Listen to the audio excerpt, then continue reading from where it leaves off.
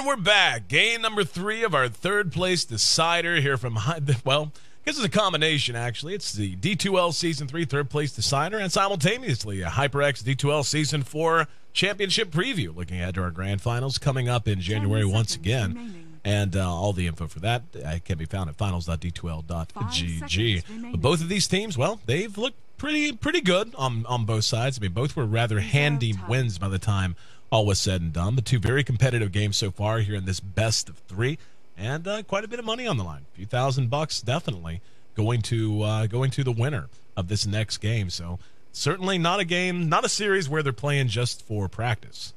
Some very real money at stake, and we can see Fnatic not going to be getting the Visage this time around. Alliance able to snag that up with their first pick. They are going to be grabbing the Enchantress once again, though, and a Venomancer as well. Now, Alliance grabbing the Doom this early is actually very interesting.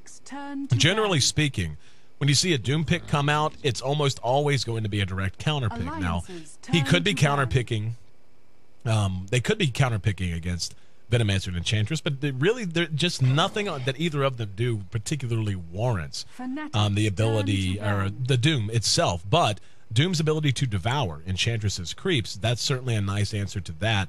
And Fnatic may even end up, well, it depends on where they anticipate that Doom being. Doom really does function very well out of the jungle, but he also really likes to get, I mean, there's a lot of ways you can build Doom to account for how level hungry he tends to be. He really needs to be near the top of the hero levels if he's going to feel totally effective. Can do a lot depending on how you want to build him item-wise. But obviously, again, it's all about the utility. And the way that he's going to match up against Enchantress. It makes it easy to understand, and it also makes hard for Fnatic it limits Fnatic's drafting options. You know, everything that they would look to draft is now going to have to be taken in the context of, well, that hero could be silenced, and it could be silenced for a long-ass time, especially if they decide to do something a little wacky and out there, like build a Scepter.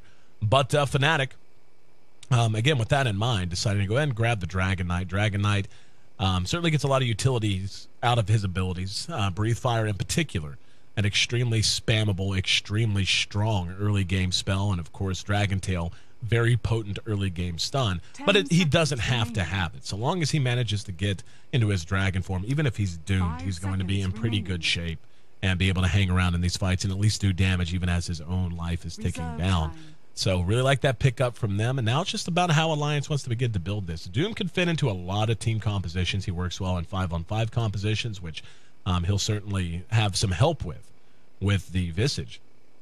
If they want to go that direction, they can. He actually can work fairly okay in push lineups too, though, just because of his ability to contribute by eating an Alpha Wolf, for example, and just upping early game damage output that way. If you want to do something like draft out a Lone Druid, draft out a Nature's Prophet, even. I mean, all heroes that benefit a lot from Doom's presence, and just how hard it is to engage into him in small numbers. Doom's one of those heroes who can feel a little worse in pure 5-on-5. He can function just fine in it, but where Doom really shines is his ability to come into a 2-on-2, a 3-on-3 in particular, and just go, oh, okay, now you've lost so much of your effectiveness, we're going to be able to focus down everyone while you can do nothing to help out. So looks like they're going to be getting Loda, his Gyrocopter, and that's a pretty interesting pickup as well. I mean, when you look at the way that he and Dragon Knight match out, both can carry very hard late. Gyrocopter, though, just because of Flak Cannon,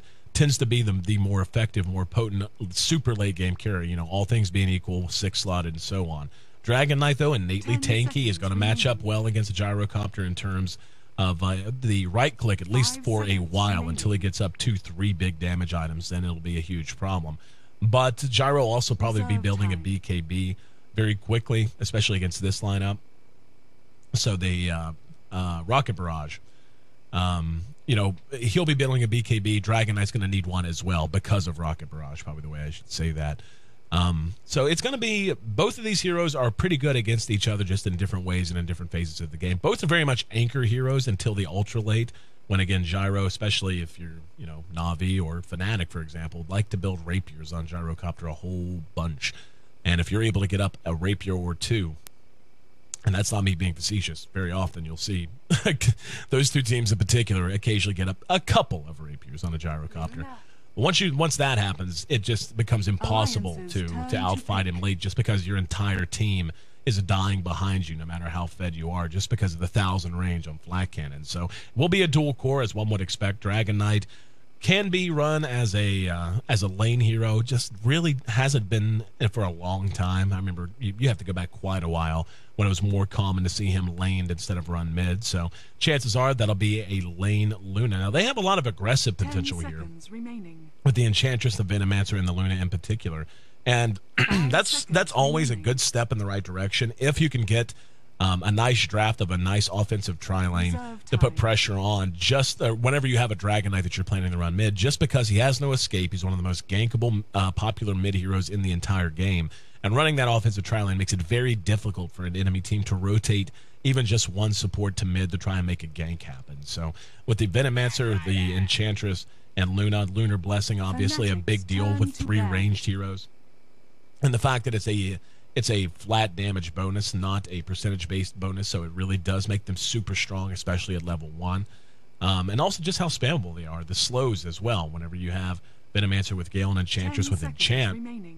And survivable on top of all that. Whenever you talk about Venomancer and his ability to toss wards into the jungle to make sure he has vision, that they spot out any kind of rotation you happen to have if you want to try to gank the offensive tri-lane.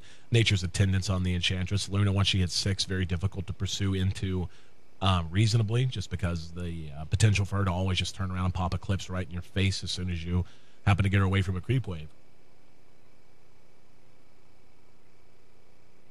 But Alliance still waiting to show us their 5th. Alliance is kind of, honestly, this feels a lot like a Team Liquid kind of a draft. And the word that I use most often whenever I talk about Team Liquid is they tend to pick these thin lineups. And thin doesn't mean bad or weak or anything like that. Thin, in this sense, just means you have a certain set of ways you need to execute, and it's not really optional. Like, you look at Fnatic, they've got 2 good cores. The Dragon Knight scales fairly well in the late game. Luna's an excellent late game carry. Luna and Gyro is an interesting matchup for a variety of reasons, because they both basically have the same effect as each other do. Luna with her glaives and Gyrocopter with flat cannon. Obviously, Luna, over a long enough time frame, Luna benefits more because Gyrocopter is limited by cooldowns on activating flat cannon, and Luna's glaives obviously don't need activated; they're just automatic and are attached to every single auto attack she has. But then again, Gyrocopter has 1,000 range on his, and so on. So, what I'm getting at here is Fnatic is pretty stable. They can just fall back and farm the Luna. They can just say, we got a Dragon Knight and we'll go late. We're comfortable with that. They have really good roam potential, really surprisingly good, I think, push potential. Like, when you look at this lineup, you don't think of it as a pure pushing lineup like you would if you saw a Nature's Prophet and a Chen on the same team or something like that. But Venomancer with his wards, Dragon Knight with his level 1 and 2 Elder Dragon form, the Glaives from Luna if she wants to put an early point there, even if it is just a value point or 2. And then the Enchantress, of course. And now with a Bristleback and his ability to dive behind towers. They just have a lot of ways to put pressure on towers and to force Alliance into a defensive position. The problem Fnatic's going to have, though, is a lack of lockdown. They've got the slow from Bristleback's Nasal Goo. They've got Luna with a mini stun on Lucent Beam, but no dedicated stun. Dragon Knight does have Dragon Tail, but other than that, you've just got a slow on Enchantress and a slow on Venomancer. So they don't have any real way to stun Alliance outside of one good Dragon Tail, and they're going to have to use it very judiciously. Also, speaking of push, Death Prophet added to Alliance's lineup. That'll actually be Loda on the Death Prophet. That's interesting. Okay. It's going to be Ake on the support Gyrocopter with EGM playing our Visage. S4 will be taking the bat mid. This is so cool. This is just one of those things you don't really expect, and especially Bulldog on Doom. That's just about as surprising, but we'll see if they're actually going to swap it up. That wouldn't surprise me at all if they load in here and decide to just swap it up and do something a little bit more interesting. Bulldog can play Bad Rider. I've seen him do it a number of times. And can obviously go into the jungle, go into the offlane there. Could end up jungling the Doom as is, though. But with Loda on the Death Prophet, again, I'm sniffing aggression coming out of Fnatic, as they should. They should feel very confident running a safe lane Bristleback with an Enchantress and a Venomancer. Enchantress and a Venomancer running along with Era. If they want to, it looks like they're actually going to play it safe. They're going to move out as 5. But usually, if you're going to move out as 5 like this and you're actually going to offensively try lane, you're going to move towards the eventual lane you're going to end up in. You want to make sure your carry's in position at the beginning of every game, and its supports are just left running around the map if such is needed. They are doubling back towards mid here, and I really want to see how they're going to lane this. And Loda. Again, surprised to see him on the Death Prophet. But for right now, it doesn't look like we have too much potential for blood on the soil. And Trixie is hanging out here a bit more than anyone else. Let's see. Is Era going to make his way back up? Honey, no tail. Honey obviously will be mid. They may solo lane Era and then offensively try with the bristleback. Nope. Looks like No Tail's ready to just go to work. Yeah, they're hanging around watching the ward. Yep, Trixie will go ahead and make his way to the off lane. So I feel like they're missing out here, and this is going to open a pretty big window of opportunity for Alliance in terms of ganking Hani. They should be able to rotate EGM quite easily.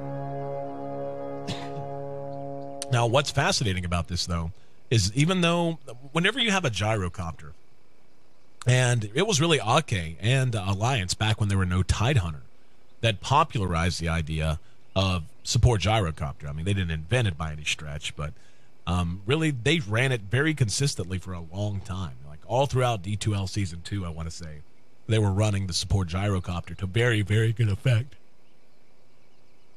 To the point that it really did become ban-worthy in the first ban phase back in those days. And because what's cool about it is the gyro is going to give you a lot more utility than meets the eye early on. I mean, cooldown's good no matter what, so you just want to get him to 6. Level 1 cooldown, so long as it's a decently timed level 6, that's always going to be effective.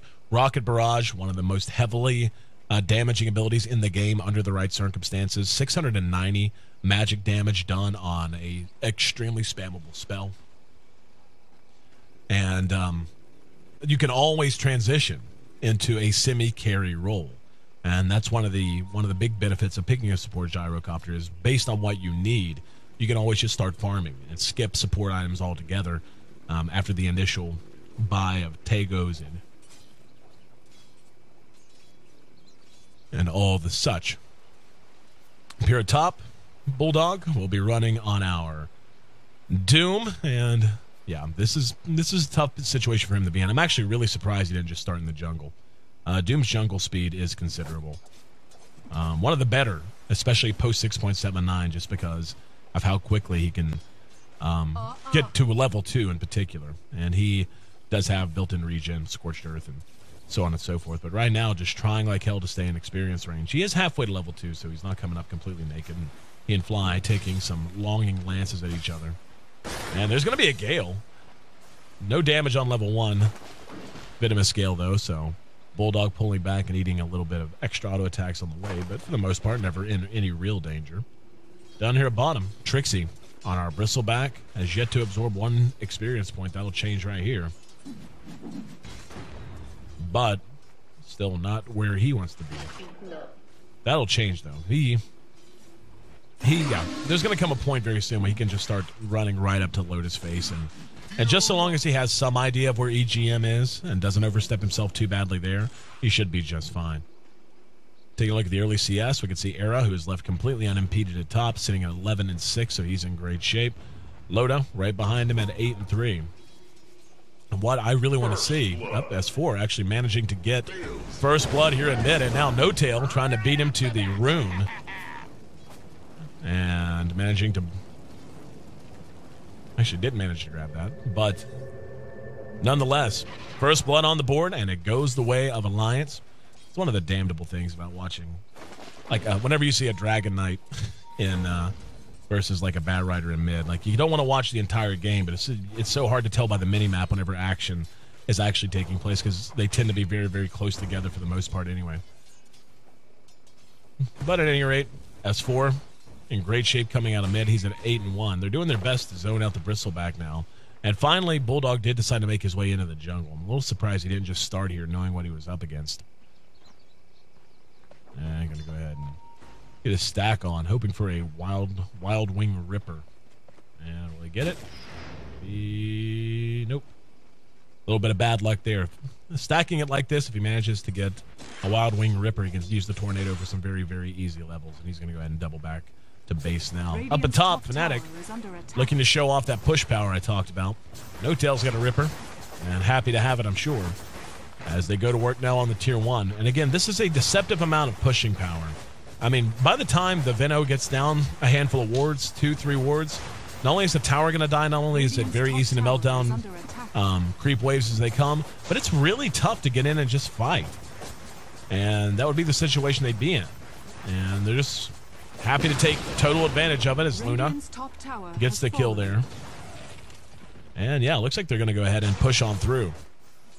Down at bottom, we see Loda just continuing to farm away. He's at 24 CS. I really want to see what his big rush item's going to be.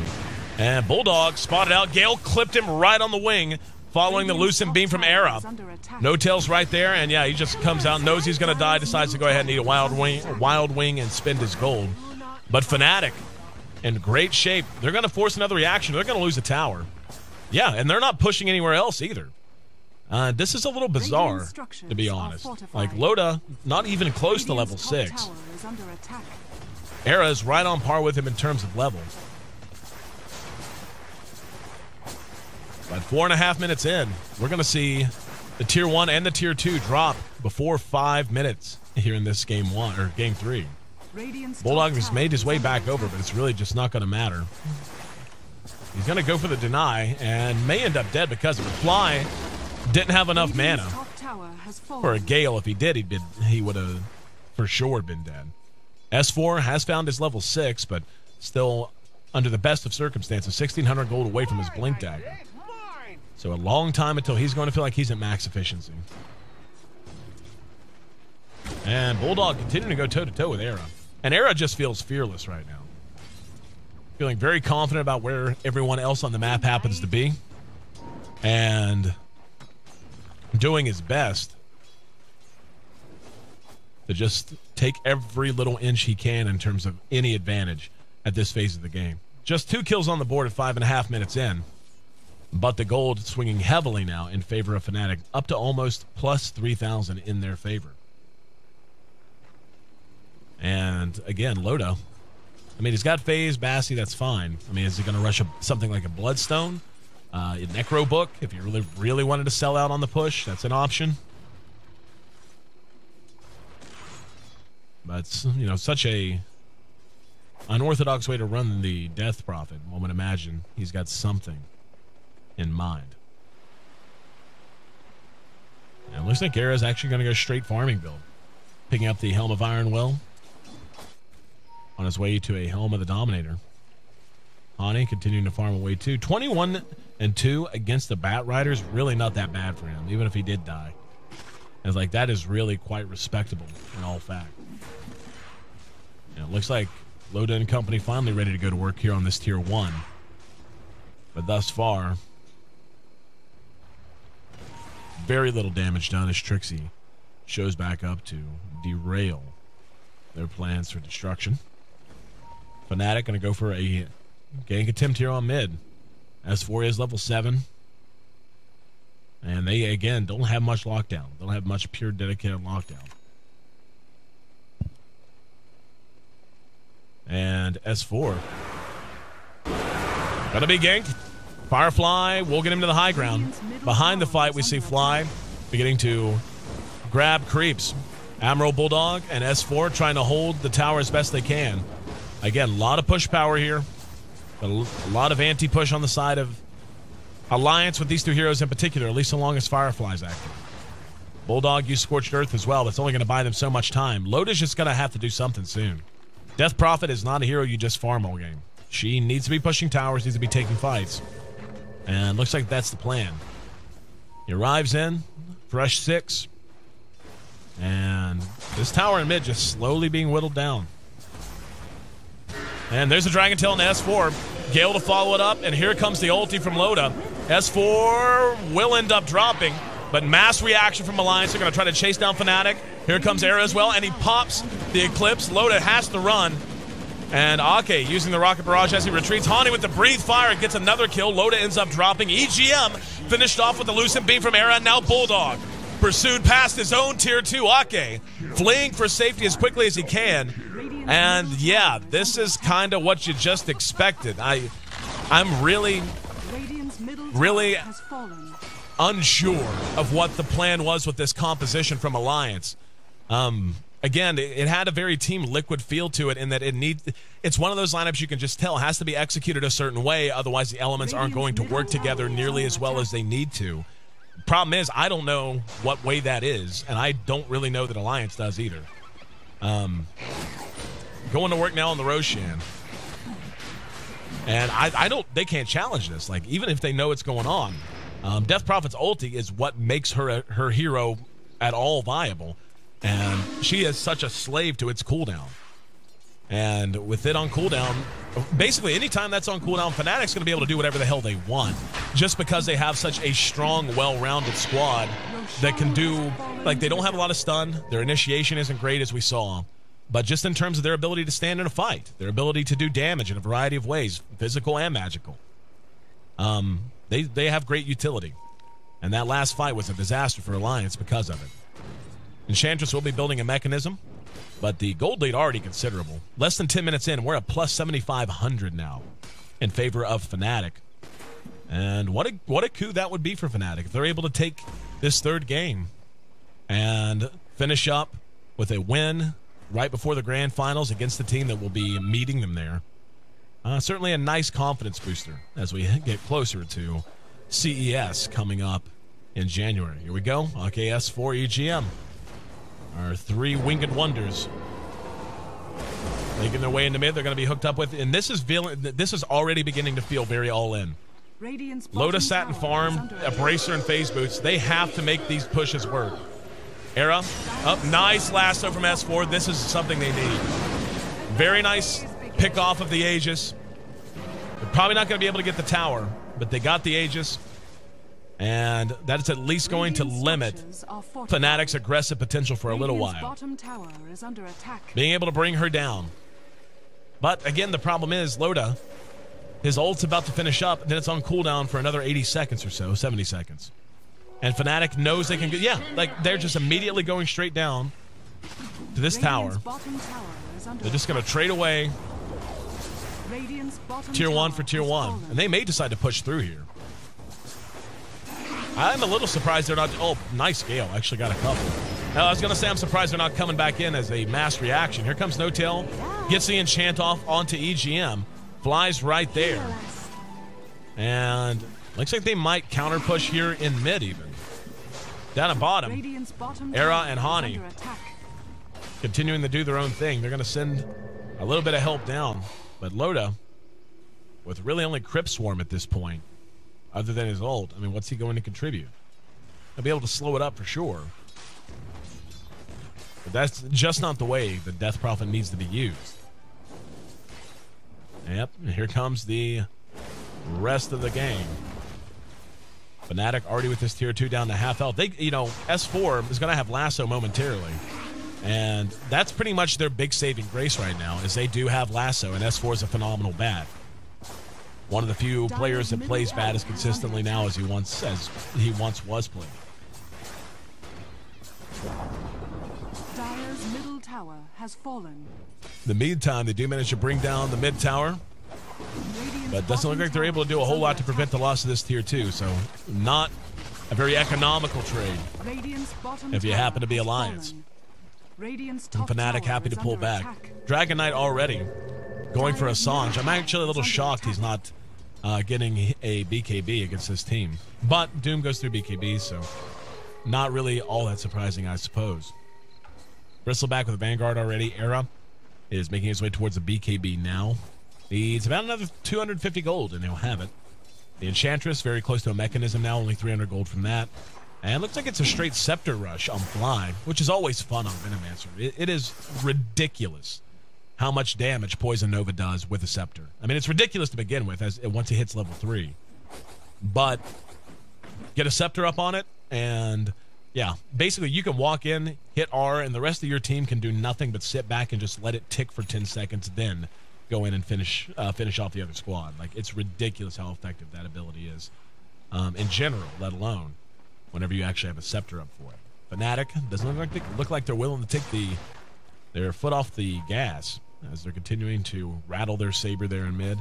BKB done on Era now. And I'm interested to see how quickly he's ready to show up to fights. At this point, I really don't even feel like he needs to, and he may need to avoid this fight if he can. Here's the call down, but Flame Break not enough to keep him locked in. And here comes the counter initiation. EGM caught with the Gale from the high ground. Doom thrown off on the no-tail. He'll be cleaned up, but the Poison Gale, the Poison Nova goes off. And again, a lot of damage. The Visage Familiar is being very well handled by EGM to help stun and stultify that attempted engagement out of Fnatic. So didn't get the hero they want if they do manage to get someone. Dropping the Enchantress and now falling back to go to work. Bulldog, though, slave to his cooldowns just as much, about 80 seconds until Doom is back off cooldown. And taking a look at Loda, has it off cooldown. But again, needs to get a lot more out of it than he has been.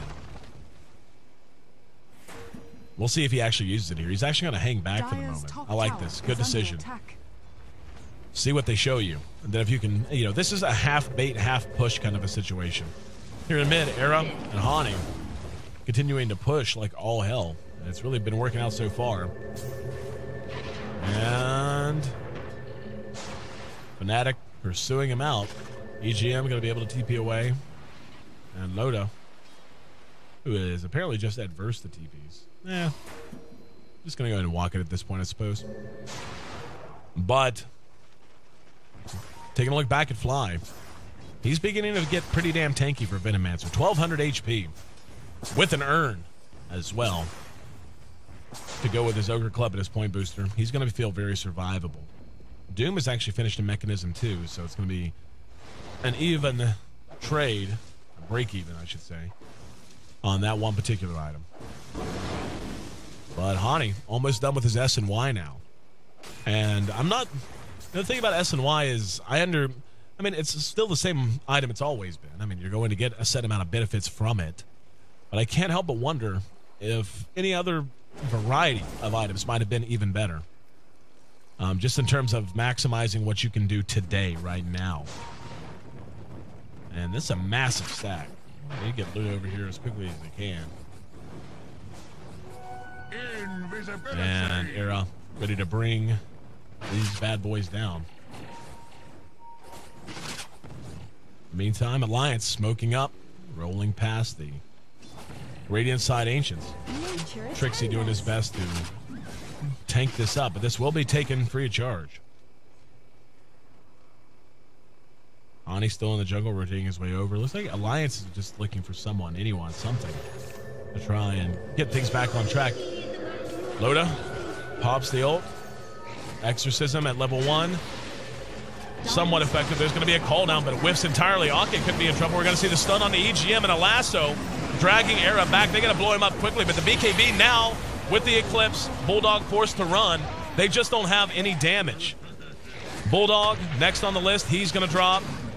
S4 benefiting a lot from that haste run. Here comes Loda, but again, Exorcism at level 1. Oh, very nice. S4 able to try to get a return kill or two. They managed to get Era, but he might end up dead because of it anyway.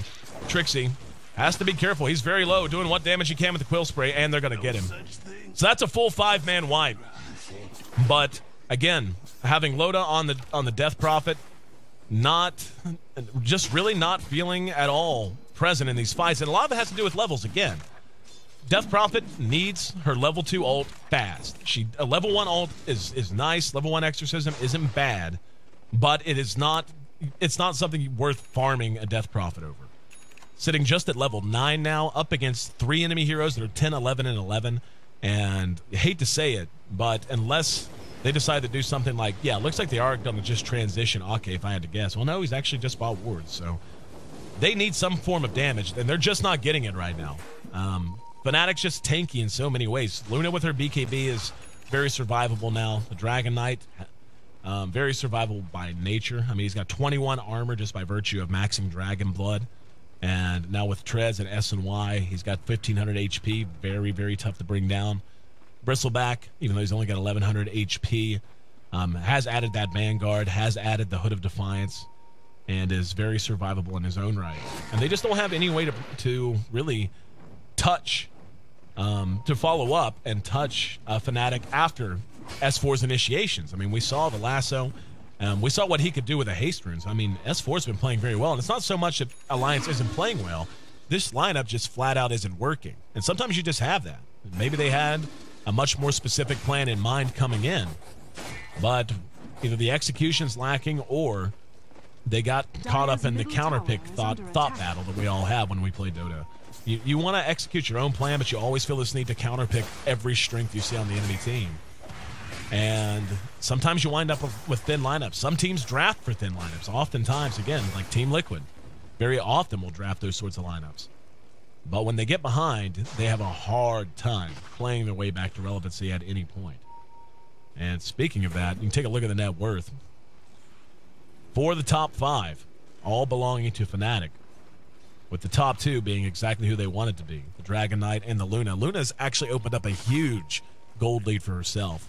And it's been a really nice game for the most part for Era. 4-1-2. And it could be getting a little nicer if they're able to catch up with Alliance. Alliance needs to vacate right now. And they're going to spot EGM. Seems like EGM's always the one who gets seen. Lucid Beam slows him down. Dragon Tail to follow. And the rest of Alliance forced to do nothing but peel back. Dire's top tower S4 slowly trying to juggle up his Force Staff. And no tail with that mechanism done. You expect to see, I mean, at this point, Roche is back up. They could just about go take another free Roche, and they know it. We see the little creep there doing his job and stacking the Ancients every minute or so. Yep. There you go, little guy. Way to be a member of the team. You know, good member of the team. There we are. But Fnatic, at this point, they don't really have any incentive to do anything but run as 5. Like, just poke your nose down here, go to Roche. It's fine. Like, it's going to be so hard for Alliance. And now that Loda is level 11, has level 2 Exorcism, that helps. But even so, I mean, you know, Exorcism goes through BKB. That's nice. But it's just not bursty, which is kind of what you need against a Luna who's built a Helm of the Dominator. It's kind of what you need against a team that has a mechanism and Nature's Attendance and all these abilities that allow them to slowly heal through that damage. And once again, tardy to the party. They're going to get there not in time. And Luna managed to grab it. There was an attempted snatch from S4, and he dies because of it. And this might just about... Oh, they actually popped the Aegis. And Loda, again, doing much, much better. Was going to say this might be their first big win of this match. But not going to be the case. Loda able to kite that out much more effectively that time. But again, where's the follow-up? They got the Aegis, and they were able to slow Fnatic down. But they're just getting 0 out of the Death Prophet. You know, if you run her mid, you know, that's why you tend to see the Death Prophet run mid. There's always going to be some XP loss when you run it lane like Loda did. In mid, you're going to get so much experience, and it's so much easier to hook up, execute a gank, and look to push down a tower. Radiant's middle tower has fallen. And by the time Loda started showing up to fights, I mean, again, he's got a Yule Scepter, which is handy-dandy, I suppose. But the survivability of Fnatic with Hani, with his S and Y 2,500 gold. And again, this is a big part of the problem. When you've got Urns, when you've got Nature's Attendance up. Here we go, S4. Had a lasso ready. Oh, once again, caught out. That is devastating. That's a guaranteed loss of Arax. The only thing that has kept Alliance even remotely in these fights has been S4. And now with him down for 33 seconds, it's a guaranteed loss of Arax. And to be honest, this game's pretty much over. Don't really see any way for them to turn this around at this point. It's just way out of control. Luna's gigantic. Hani is gigantic. 15,000 gold the advantage. And they may come out and try to fight again momentarily, but even that is going to be a little bit of wishful thinking. Big wave coming down bottom if they wanted to rotate down there. They've got a wave that's getting ready to push in through top. And it looks like they're going to look to close this out. Possibly, yeah, they're going to wait on Era's Manta style at least, I'm sure, though. But Hani, with 3,100 gold, sells his TP. Yep, going to buy a Reaver. just your casual Reaver, your 2100 HP Dragon Knight at 22 minutes in with 22 armor. Like, how are they going to kill him? Like, they're just not going to happen. He's going to be gigantic. And even if they do manage to get him halfway down, he's going to have earned charges and nature's attendance and a mechanism. Like, they're just not going to kill Hani. Bristleback picks up the Vlads, and yeah, they're definitely looking to close the door right now. Picking up a cavalcade of mid-game items. Helm the Dominator for Era. Regen for himself. That Manta again done. And here we go. S4 going to go for it, but Fly, even though he was the target, gets off Poison Nova, got all 4, and just watch him melt. Like, they just don't have the damage. And Trixie, even though he's been doomed, I mean, he'll end up dropping there, but they just don't care about Loda at all. That's 3 for 2, and yeah, they're going to call it. Best chance they had, and what had been a really good series up until this point ends pretty, to be honest, anticlimactically. Just a bizarre draft coming out from Alliance, and Fnatic just having none of it. Brushes Alliance aside and brings home a third-place finish in D2L Season 3. Yep. Oh, wait, only third place. There you go, EGM. Almost had it. But, yeah. And I'm really happy we actually got to get this match in. Following the conclusion of D2L Season 3, we tried really hard to work with the teams and to do everything we could to try and get this match played.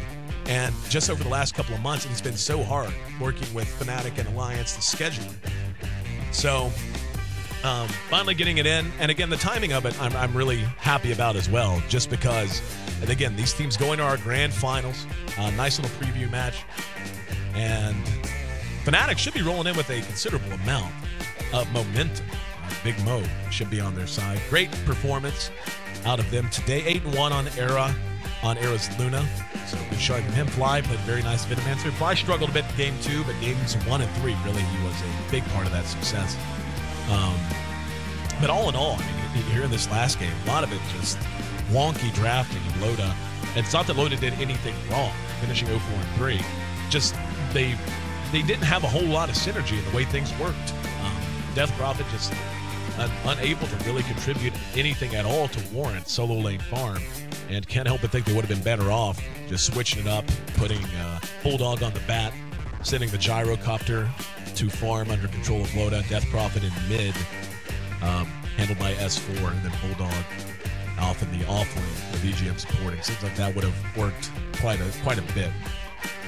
But anyway, guys, thanks again for being a part of the broadcast, and this has been our final D2L broadcast until our grand finals. I don't know, maybe we'll do some one-off broadcast coming up sometime soon, but we'll definitely keep you up to date. 23 minutes, 55 seconds, the official game time, 6-21, as Fnatic dominates Alliance and secures a third-place finish in D2L Season 3. And if I'm not mistaken, I'm trying to remember how much money that was. Let's see. Yeah, $2 grand. That sounds about right. It's 5-3-2 for Season 3. So nice $2 grand. Nice way to earn $2 grand. Play a best of 3, win $2 grand. Easy peasy, right, guys? I'm your host there at AC Chambers. Thanks again for being a part of the broadcast, guys. Thanks again for being a part of all the D2L seasons so far. Again, just completing Season 4 recently. Season 3 finally completed, and looking ahead to our grand finals coming up in January.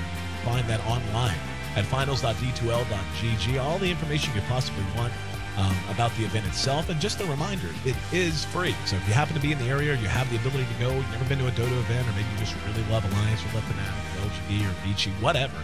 Or maybe you just want to come hang out with me and Merlini. We'll buy you a beer. It's cool. Either way, no matter what the case may be, totally free to get into the event. It's going to be taking place in the Kingston HyperX booth at Caesar's Palace, but their booth is actually an entire ballroom. So we'll have that. We'll be amidst all the pageantry there. It's going to be going on during CES too, which I've never been to a CES, but I'm really looking forward to it. You can check that out online, Consumer Electronics Show 2013, if you want to look that up. But yeah, all you got to do is come by and wander in, and you can find all the details about that coming up in January at, again, finals.d2l.gg. Our item set should be going out sometime soon as well, and we finally got that up, and it's on the workshop, so any feedback you have about that, last little touches are going to be put on, but should be going into the shop very soon. TM, as at least where it should. So by Valve, but really looking forward to the release of that, and really looking forward to just an awesome grand finals coming up soon. So beautiful day out. I'm not going to tell you to stay in all day, but what other streams are on, Connie? Where can we send? Probably something. Go watch Dota. It's fine. Yeah. Yeah. Just go watch Dota. In the meantime, thanks again for being a part of the broadcast. This has been a HyperX. Huh? Yeah, go watch Period Flax. There you go. I love that guy. Great guy. Been a HyperX production in conjunction with Razor, Astro, and Monster Energy. Other than that, I'm trying to think, is there anything else we needed to push? You can stay tuned to me on Twitter and to D2L's Twitter for updates about the grand finals as we put out more details. So you can follow me at AC or follow the D2L Twitter. It's at D2LGG. Other than that, guys, hope you enjoyed your day and hope you enjoyed the series. I certainly did. Again, Fnatic rolls 2-1 over top of Alliance, securing third place in D2L Season 3 and a cool $2,000 going right into their pockets. So until next time, enjoy your day and enjoy some Dota.